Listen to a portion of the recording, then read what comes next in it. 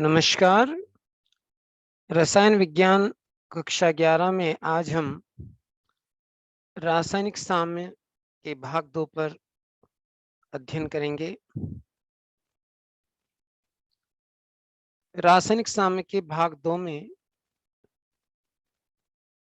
प्रस्तुत है द्रव्य अनुपाती क्रिया का नियम।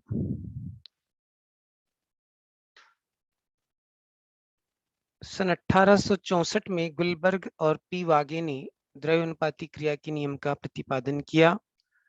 इस नियम के अनुसार स्थिर तापमान पर किसी रासायनिक अभिक्रिया की दर अभिकारकों के सक्रिय द्रव्यमान के गुणनफल के समानुपाती होती है। इसे द्रव्य अनुपाती क्रिया का नियम कहते हैं। अर्थात जो रासायनिक अभिक्रिया की दर है वो क्रियाकारी पदार्थों के या अभिकारकों के सक्रिय द्रव्यमान के गुणनफल के समानुपाती होती है। माना कि एक अभिक्रिया A + B उत्क्रमणी C + D, ये उत्क्रमणी चिन्ह है।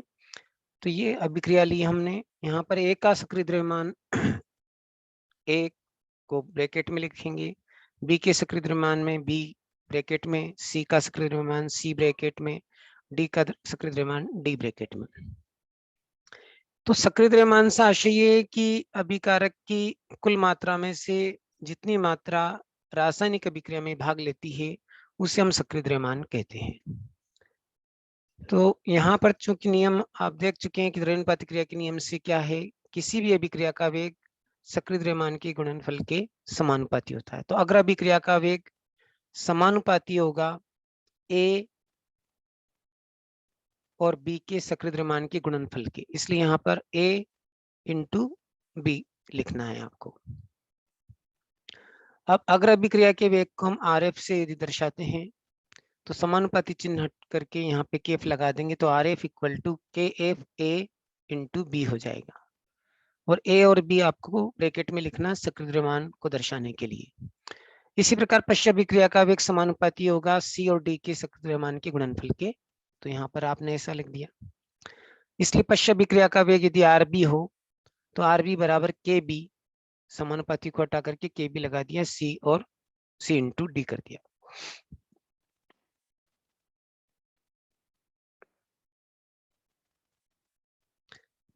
हम जानते हैं कि साम्य अवस्था पर अगर अभिक्रिया का वेग पश्च अभिक्रिया के वेग के बराबर हो जाता है, तो दोनों अभिक्रियाओं का वेग बराबर करने के लिए RF = RB कर दिया। तो जो आपने अभी पूर्व में एक समीकरण देखी उसके हिसाब से RF का मान यहाँ पर रख देंगे, KF A × B = KB C × D। तो KF/KB = CD/AB हो जाएगा और KF/KB को हम एक साम्य स्थिरांक KC से दर्शाएंगे। तो यहाँ KC एक साम्य स्थिरांक है, तो आपको समीकरण मिलेगी KC = CD का सक्रिय द्रव्यमान का गुणनफल बटा A और B के सक्रिय द्रव्यमान का गुणनफल।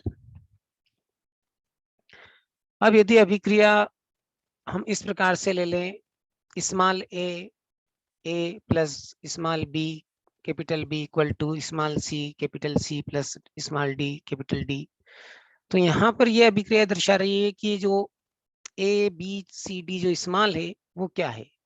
स्मॉल A है A के अणुओं की संख्या, स्मॉल B के अणुओं की संख्या, स्मॉल C के अणुओं की संख्या और स्मॉल D के अणुओं की संख्या है। तो यदि इस प्रकार की अभिक्रिया लें तो द्रव्य अनुपात क्रिया के नियम से साम्य स्थिरांक को हम इस प्रकार से दर्शाएंगे। जैसे अभी आपने यहाँ पर साम्य स्थिरांक दर्शाया KC = CD/AB, तो यहाँ आपका जो साम्य स्थिरांक हो जाएगा KC = C bracket to the power C D की ब्रैकेट का पावर D अपान A का ब्रैकेट A की पावर A और B ब्रैकेट की पावर B। तो इस प्रकार से समीकरण आपको दर्शाना है यहाँ पर, जो हम देख लें इसको, क्योंकि यहाँ पर हमने अणुओं की संख्या को भी सम्मिलित किया है। तो द्रव्य अनुपात क्रिया के नियम से साम्य स्थिरांक की समीकरण या साम्य स्थिरांक इस प्रकार से हम लिख सकते हैं। अब कभी कभी आपसे ये पूछा जाता है कि KP और KC में क्या संबंध है। यदि अभिक्रिया को हम गैसीय अवस्था में लें तो साम्य स्थिरांक को हम Kp के रूप में दर्शाएंगे। तो उसी अभिक्रिया को हमने यहाँ पर Kp बराबर Pc की पावर C, Pd की पावर D, Pa की पावर A, Pb की पावर B लिख दिया। तो यहाँ है pressure of C, Pd pressure of D, Pa pressure of A reactant या A अभिकारक की, और प्रेशर ऑफ B है ये, और सी डी और ए बी जो आप इस्तेमाल देख रहे हैं ये अणुओं की संख्या है। तो यहाँ पर अब हमने जब दाब को सम्मिलित किया गैसीय अवस्था में, तो जो साम्य स्थिरांक को हम दर्शाएंगे वो Kp से दर्शाएंगे। तो Kp बराबर इस प्रकार की समीकरण हमको प्राप्त होगी।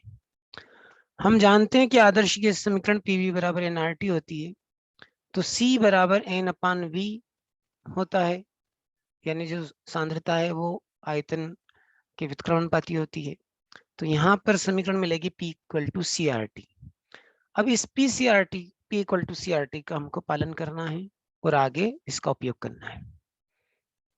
तो ये जो समीकरण हम देख रहे हैं यहाँ पर PC, PD, PA, PB के स्थान पर हमको CRT के रूप में इसको लिखना है। तो किस प्रकार से लिखेंगे, देखिए KP बराबर CRT ब्रैकेट और उसकी पावर C लगा देंगे इनटू DRT की पावर D, ART की पावर A, BRT की पावर B। तो ये किस प्रकार से आया, ये देखिए आप कि यहाँ आपने PC लिखा था तो PC बराबर हो गया CCRT इस प्रकार से। तो वही हमने इस प्रकार से PD है तो PDRT हुआ। तो ये आप देखिए ये इस प्रकार से हमने अब उस P को बदल करके और हमने ब्रैकेट लगा दिया, ठीक है। तो ये यदि हम यूज करेंगे तो इस प्रकार से आप कर सकते हैं। अब यहाँ पर ये जो ब्रैकेट है, अब देखिए RT को हमने कॉमन ले लिया यहाँ पे और जो भी अणुओं की संख्या है उसको बाहर कर दिया। तो हमारी समीकरण आती है Kp बराबर C की पावर C, D की पावर D अपान A की पावर A इंटू B की पावर B और RT की पावर C प्लस D, इधर नीचे RT की पावर A प्लस B। अब ये एक फार्मूला होता है तो क्या यहाँ पर जो है हमने इसको माइनस कर दिया। देखिए आप अपान में था इसलिए हमने क्या किया, Kp = C की पावर C, D की पावर D अपान A की पावर A इंटू B की पावर B। तो RT और CD माइनस AB कर दिया। अब ये CDAB क्या है, ये है अणुओं की संख्या में क्या परिवर्तन हो रहा है। तो डेल्टा N से इसको दर्शा देंगे। और ये जो हम देख रहे हैं ये हम पहले पढ़ चुके हैं कि ये Kc के बराबर होता है। ये देखिए आप, ये Kc के बराबर है ये, तो इसके स्थान पर हमने Kc लिख दिया, ये Kc लिख देंगे तो ये पूरा Kc हो जाएगा। ये यहाँ पे RT है इसी और ये डेल्टा N हो जाएगा। तो हमको जो सूत्र प्राप्त होगा वो होगा Kp बराबर Kc RT डेल्टा N। तो इस प्रकार से Kp = Kc RT की पावर डेल्टा N, ये जो है संबंध हमको लिखना है और इसको अक्सर जो है महत्वपूर्ण माना जाता है, पूछा भी जाता है।